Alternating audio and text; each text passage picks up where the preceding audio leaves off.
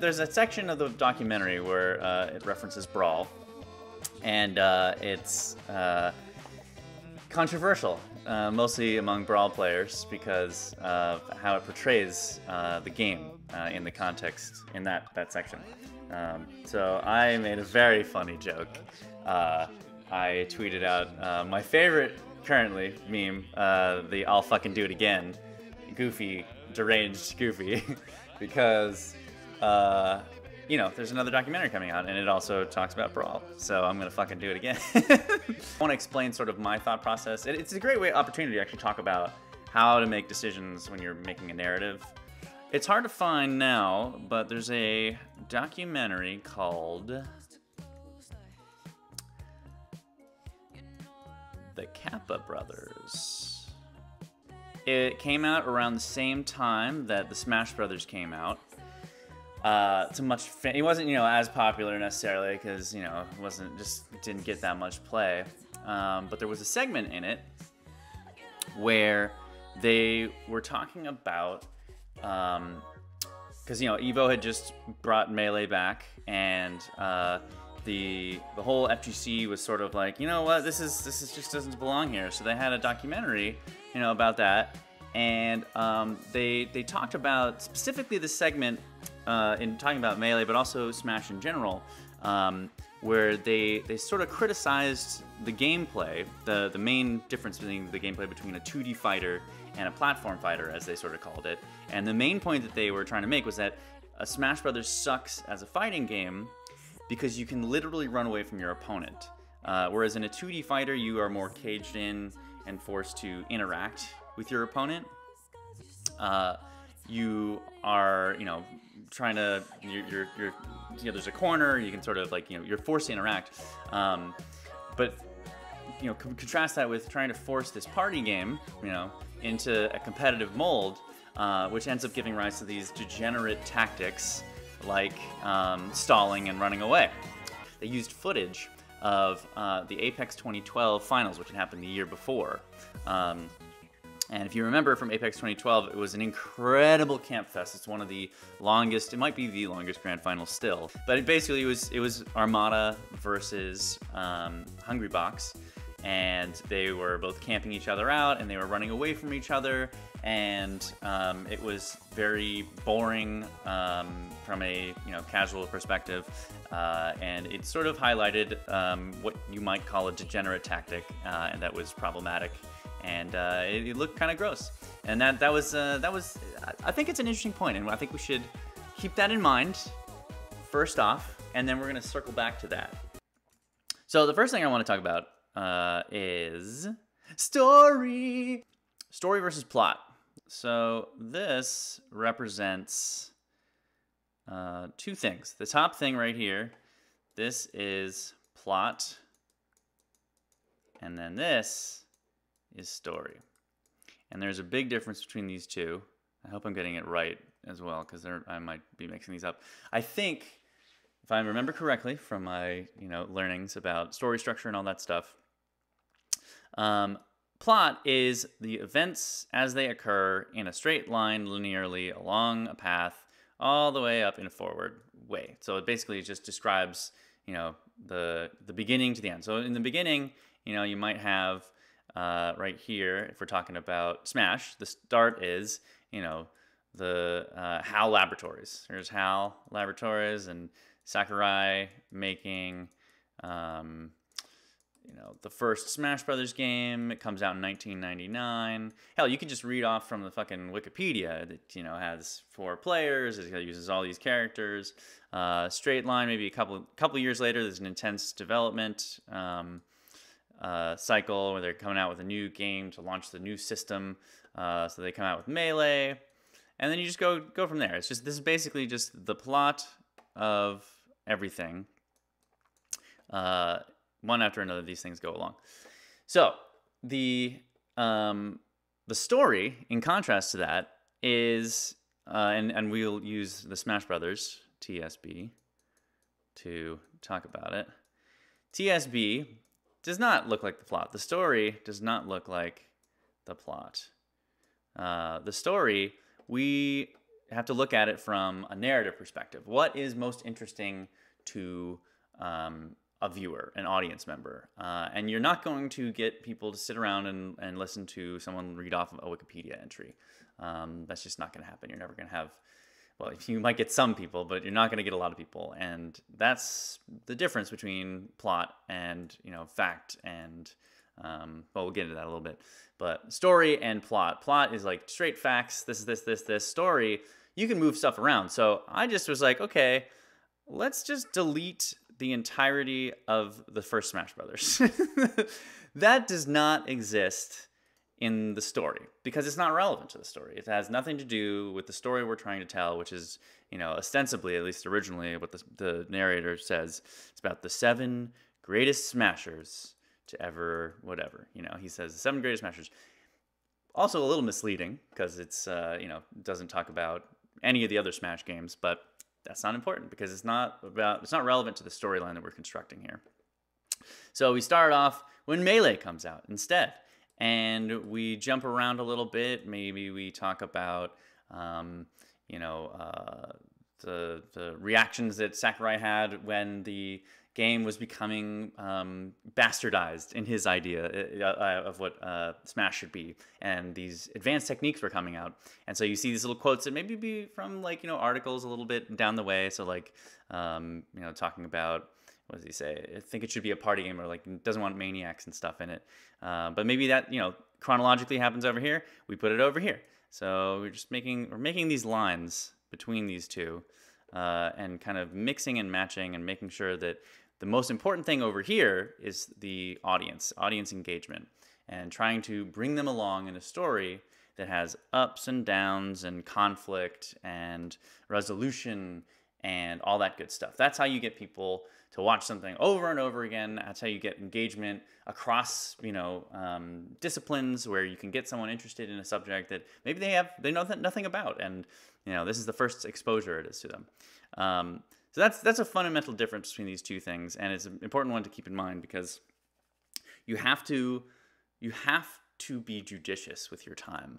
There is, the first time I had everything kind of laid out in front of me, I was like, okay, this needs to go, this needs to go, this needs to go. We need to, delete all this. We're going to expand this part, so maybe this becomes really big, and we really emphasize this because, there's a big conflict here, or it says a lot about some subject, like some human truth, or reveals something important. So maybe this little slice actually gets an outsized amount of attention.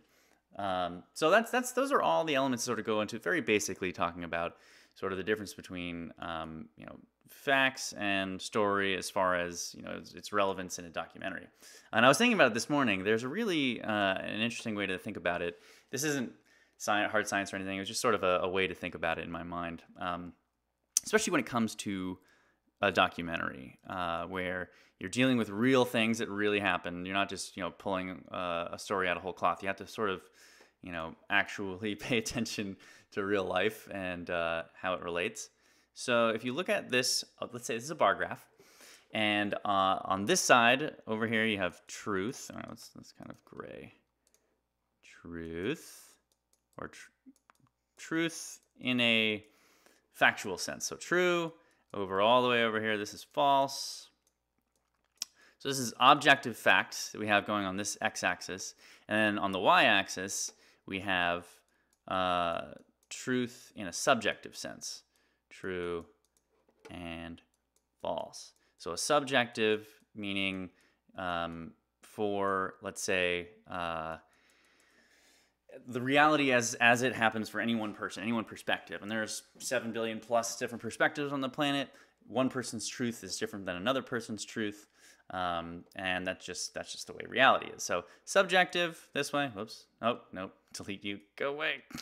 Subjective and objective. Now, obviously the best place that you could end up on a graph like this, if we can graph it like like this, you want to be over here as much as you can. It's true subjectively to your subjects. It's true subjectively to your audience in this way. And it's also true factually. So the things that happen. So up here you'd have like, what would be a good one? Like George Washington you know, saving the freedom-loving Americans, which you know, subjectively is true. That's subjectively true for a lot of people. It has a resonance that's very true for a lot of people, and it's also factually somewhat true. I mean, he was chiefly responsible for major military victories in the American War of Independence. So that you could put that up here on this chart. True subjectively, which you could also say this subjective line right here is just meaning. So like meaningful, and full, fuck that, and meaningless. So with no resonance, meaningless. No resonance whatsoever to anyone. So you know, this is where, you know, this is George Washington starting everything. This is maybe over here in the false quadrant. This is some art house bullshit that is just a, you know, crazed montage of variously nonsensical things that it almost looks like someone just kind of threw things together and just like picked them up off of a floor, and it just holds no meaning subjectively. I guess in that sense it wouldn't, and it also maybe is filled with like Alex Jones also somewhat rambling in the background about aliens and child sex slaves on Mars and stuff. Demonstrably false things, or things like the Earth is you know, an inside-out clamshell underneath the ocean. False and subjectively meaningless. So along here, you could make these lines. I'm gonna freeze this. You could make plenty of lines into quadrants where you sort of are figuring out where your work sort of falls, or where individual parts of your work fall, and you could sort of graph them in each quadrant. So the further up you go along, the more truth, you know, resonance it has, the more, you know, all you know, up here, and then you come back down here and you're just like full of shit and whatever, you're making stuff out of whole cloth. So I would say that what ends up happening is, you know, as I'm going along and I'm trying to, let's say, include something like, that little segment about chillin', or like H2IL going up against DA. This is a particular moment in the documentary, the first episode, where we're getting a sense of the rivalries that are breaking out, how this is kind of establishing that crews are a thing, and establishing this first rivalry here, and also serves as a launch pad to get us to our first, you know, champion, who is Asin. Asin is, you know, unique. He's the one that's like, you know, really technically proficient using those first advanced techniques that are established in the first part of the documentary, and that's sort of the jumping off point. Now, some of you know this, some of you don't, but the original crew that the H2IL guys were going up against as their main rivals was this crew called Dice. And Chillin talks about it. If you're one of my $10 patron people, you can see the full unedited Chillin Dude interview. And when he says, like, a lot of those things that where I chop it up, in fact, let's go look at the original documentary real quick. A lot of those things he talks about when he says, you know, they had a name, they were, you know, and he talks about this in his viewing of the documentary, that crew that he was talking about in those specific clips was actually Dice. So my question is, where would we put that segment on this list? First off, why would I even think to do that? Well, I didn't have footage necessarily of him talking about DA that way, for one. Two, that rivalry didn't last long at all. That rivalry was over almost immediately.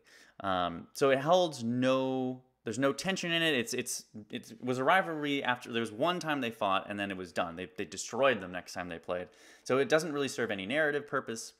So those pieces are either useless, or you look at them as, okay, these are pieces that we can use to tell the subjective truth.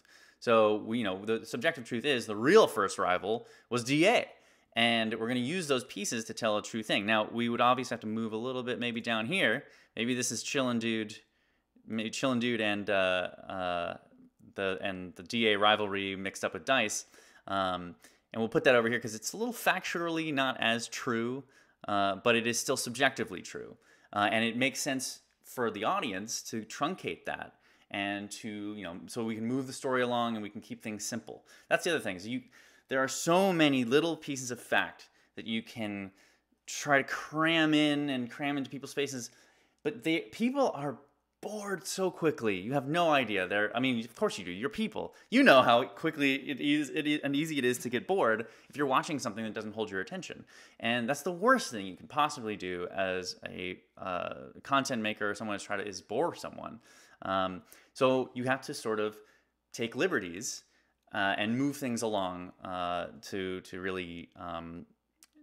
You have to basically make compromises along this list. You have to be able to say, I'm going to sacrifice a little bit of this objective truth to get, more of this subjective truth, to get the part that really matters and, resonates emotionally across. So that's why we it's like we give up some kinetic energy to get gravitational potential energy, or, vice versa. So let's look at that section really quick and just to drive home the point. So we'll watch this. Any other group of players. Chu had joined our crew because we had met him at another tournament. He started coming to our fest. And that's pretty much what started like the whole crew rivalry aspect, probably, was the fact that we had this other group of players. All right, nice, easy transition. And they were, they also had like a name. They were very like established. We had seen their placements over tournaments. All right, so now we've set up the H2I or H2IL and DA as these two rivals, and that's the rivalry that matters. Even though we're fudging the facts a little bit, it absolutely ends up working out, and in the biggest sense, the subjective truth. And sacrificing a little bit of that objective truth gets you farther along. All right, here is Mutu Kang, and let's go ahead and start watching this, and I'll stop it whenever we'll start talking about it. The power that he holds by being so excellent, have to respect it.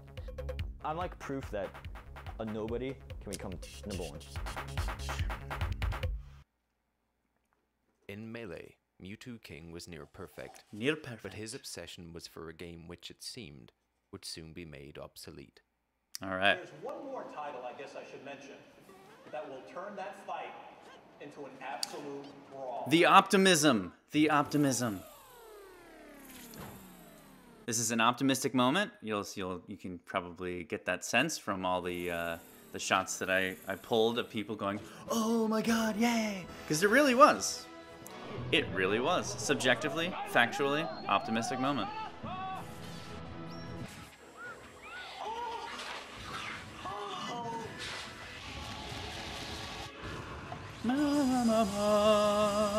I was excited.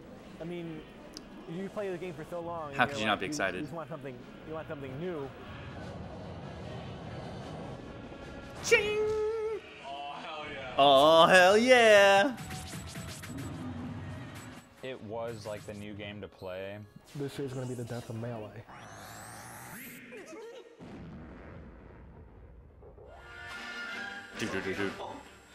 And trust me, it's the best Smash Brothers ever. By far. We drove to this distant GameStop outside of Philadelphia. It was the only one that was doing a midnight release. We were so hyped, new characters. Melee was so good, so fast, so exciting. It's gonna be part 2. We had the fest at my place, in my apartment. We had about 4 setups. We're playing it.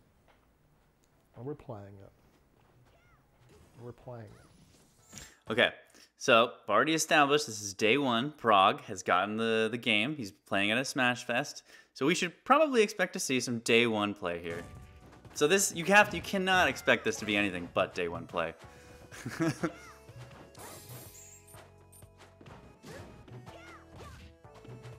It didn't wow me right off the bat, and I was kind of worried about that. So we're getting the perspective of the Melee players. From a more Melee perspective. From the Melee perspective. Some subjective truth thrown out at you there. It was so slow, not what we expected at all. Slow, not what we expected at all. Objective and subjectively true.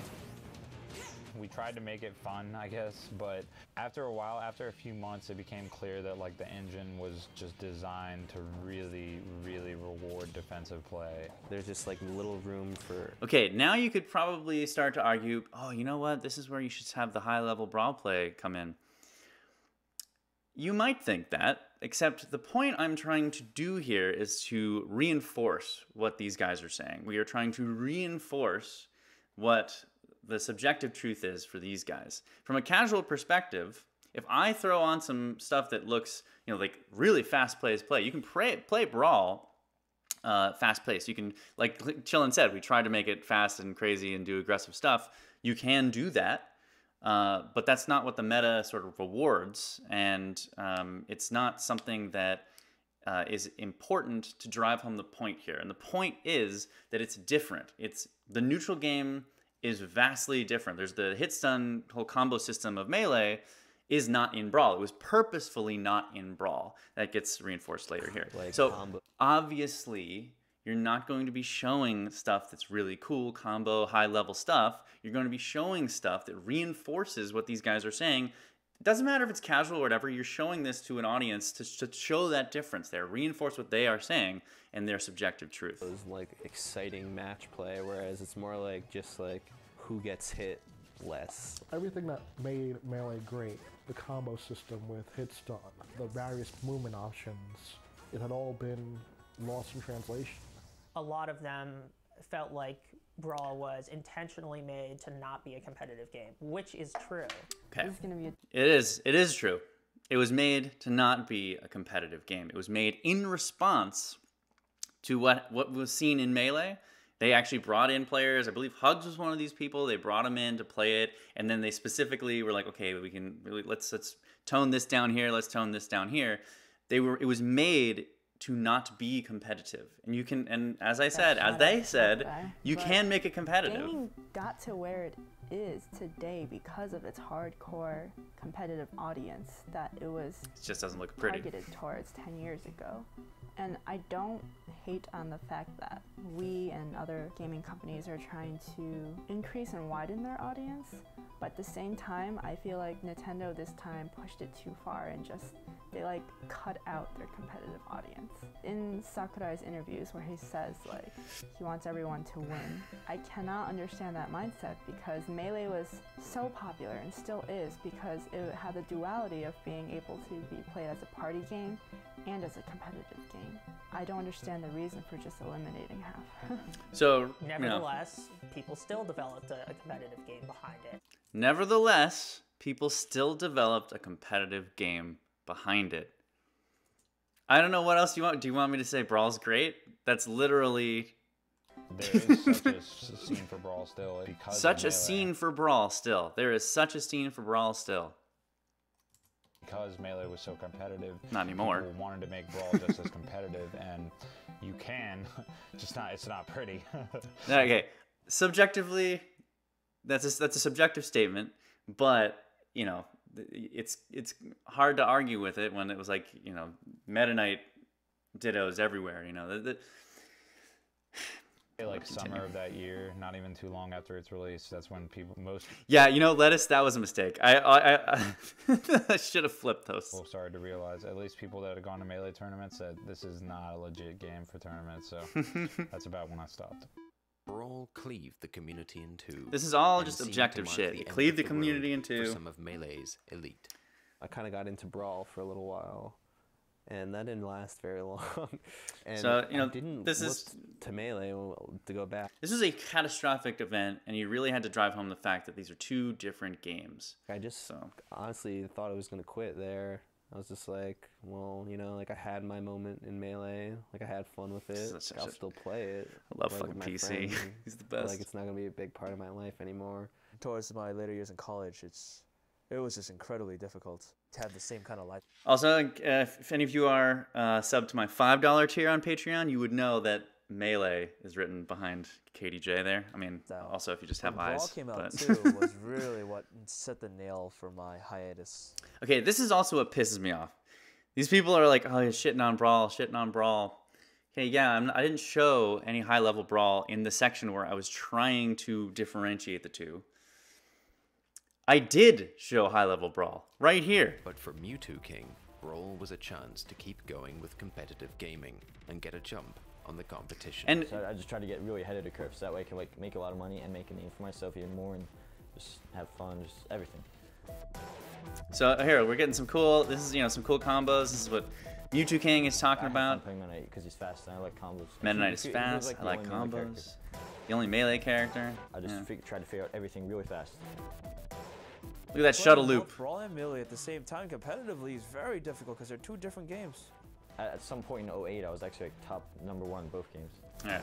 So that's the main stop at Brawl, is that we're trying to differentiate the two, trying to reinforce the subjective truth and and objective truth. They destroyed the hit stun in it. So obviously the footage, you could use other footage to sort of to do that. You could maybe pick some high-level play, but I really wanted to drive home that point. And the best way to do that, especially for a audience that might not necessarily be up on everything and be able to tell where does the hit stun end, is to show minimal interaction, just hits after hit, one hit here, one hit there. That is the point. It's that there's not a lot of combos. There's not a lot of things like that. So I don't understand. I mean, I understand it from a certain sense. If you grew up and you loved Brawl, and it always gets shit on, for one reason or another, you're going to be defensive about it. And to have it sort of, that it's a little tweak, not showing like the best high level Brawl in there, but it's not. You have to look at it in context. You have to understand what the documentary is trying to do, what it's trying to show an audience member that might not necessarily, be up on everything, and that's at the end of the day. I think it's just people that have been shit on a lot for the game that they love, and I have some empathy. I always have a lot of empathy for people. I love Waterworld. That movie I think is great. I understand why people shit on it, and I don't begrudge them for shitting on it. But that's just the way it is sometimes. Oh yeah, and to circle back to my main point, I originally was talking about this. I brought up the Kappa brothers, a documentary that does not exist and that probably should exist. I don't know why our Kappa doesn't get their shit together and make some FGC documentary. There are a few out there, but in this fictional documentary that has never been made, there could be a theoretical montage, a segment that shows Melee in a very poor light by selecting any number of, Chudat or Hungrybox, Armada camp fests that make the game, reinforce the point that trying to make a party game where you have three-dimensional movement, you can totally avoid interacting with the other player, that's a fundamentally degenerate strategy that will always appear in that gaming, that physics environment. You will always have that strategy that comes out of trying to mush this party game into the fighting game kind of mindset. I wouldn't begrudge someone making that argument because there's your evidence. There's plenty of evidence to support that. I think Brawl objectively and subjectively was from a lot of different perspectives was made to be less competitive, was attempted to be, it was a different game, obviously. And I think that the fact that, it was not given its proper due is probably, the best of the best. Although, again, we have some Mewtwo King combos in there with, showing what is possible with Brawl's favorite character. So yeah, I guess that's my spiel. I just think it's misplaced. It's silly also because these people don't play Brawl anymore. Like if these people were still playing Brawl and were like, stop attacking our game, they moved on. They left that game. Riddles or whoever, Mr. R, these people that were, commenting about that and stuff. It's funny because they don't play this game anymore and they still want to defend it. But anyways, that's sort of my spiel. I don't know. I'm going to open it up now. Anybody wants to talk or make a point that stuff.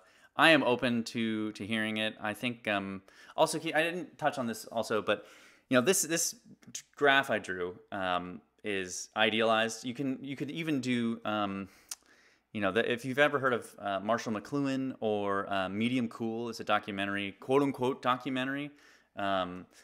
From the late 60s, early 70s, something like that. It combines real world footage with a fictional narrative. Like it goes back and forth between those two, and it kind of blurs the line between fact and fiction on this sort of part of the graph. But it plays with these two things. So there's a lot of wiggle room when you're talking about true and false in an objective and subjective sense. So I'll leave it at that and turn on the music again. And then, I'd love to hear from you guys.